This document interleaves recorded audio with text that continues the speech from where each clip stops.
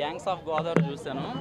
Cinema first ఒక రాజమండ్రి బ్రిడ్జిల మధ్యలో గోదావరి మధ్యలో ఉండే ఒక విశ్వక్సేను ఎమ్మెల్యేగా అవడానికి ఏం ప్రయత్నించాడు, ఒక ఇసుక మాఫియాల గురించి కానీ అంటే ఊళ్ళో జరిగే అన్యాయాల కోసం కానీ ఒక ఎమ్మెల్యేగా అవడానికి తన పోటీ చేస్తాడు.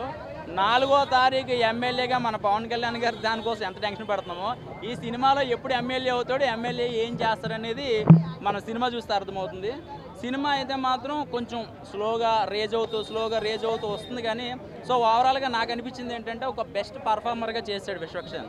అంటే అన్ని సినిమాల కన్నా కొంచెం యాక్టింగ్ స్కిల్స్ ఇంకా బాగా పెంచాడు. సో స్టోరీ బట్టి అనుకుంటా. సో అంజలి క్యారెక్టర్ ఏంటంటే తన చిన్నప్పటి నుంచి ఒక బెస్ట్ ఫ్రెండ్, అన్ని రకాలుగాను best friend. So Radhika character వచ్చేసి అయితే మాత్రం తన రాధికని ఫిక్స్ అయిపోయింది ఇంక తన పేరు.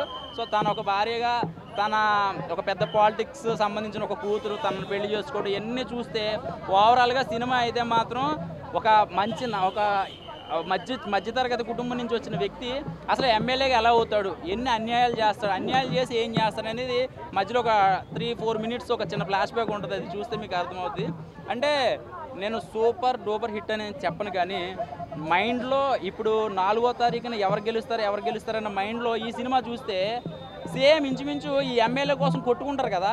సో సినిమాల్లో కూడా 2 వర్గాలు ఎమ్మెల్యేల కోసం కొట్టుకుంటారు అనమాట. అందులో లీడర్ ఎవడు అంటే ఆ ఊరు తాలూకా ఎవరనేది సినిమా చూస్తే అర్థమవుతుంది అనమాట. నిజంగా ప్రతి వాళ్ళు సినిమా చూస్తే మనకి పిఠాపురం గుర్తు వస్తుంది అనమాట. నిజంగా చెప్తున్నా.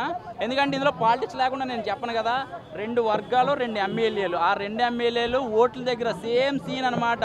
ఓట్ల లెక్కింపు దగ్గర ఎలా ఉంటుంది, ఎలా గొడవలు పడతారు అనేది క్లియర్ కట్గా చూపించాడు. సో విశ్వక్సేన్ గారు అయితే మాత్రం ఆయన ప్రయత్నం బాగుంది. కానీ నాకు రాజమండ్రిలో జరిగిన కొన్ని సీన్లు రాజమండ్రి సిటీ చూపిస్తే బాగుంది అనిపించింది. ఎందుకంటే రాజమండ్రి గోదావరి మధ్యలో ఉన్న వాళ్ళు ఎమ్మెల్యే ఎలా అవుతాడు అనేది చిన్న లాజిక్ అనమాట. సో ఆ గోదావరి గట్టు కూడా సరిగ్గా చూపిస్తే బాగుండు. సో ఓవరాల్గా బాగుంది. అంటే అంతకుముందు సినిమాలతో పోల్చుకుంటే బెస్ట్ పర్ఫార్మర్గా బాగుంది. అండ్ విజువల్స్ బాగున్నాయి, కెమెరా వర్క్ బాగుంది. అలాగే బీజిఎం అయితే మాత్రం ఫస్ట్ నుంచి లాస్ట్ దాకా కొన్ని వేరియేషన్ చూపించాడు అనమాట. అంటే అదే కాకుండా కొన్ని ఫైట్ సీన్లు అయితే మాత్రం గూస్ బంప్స్ వస్తాయి గోదావరి మధ్యలో.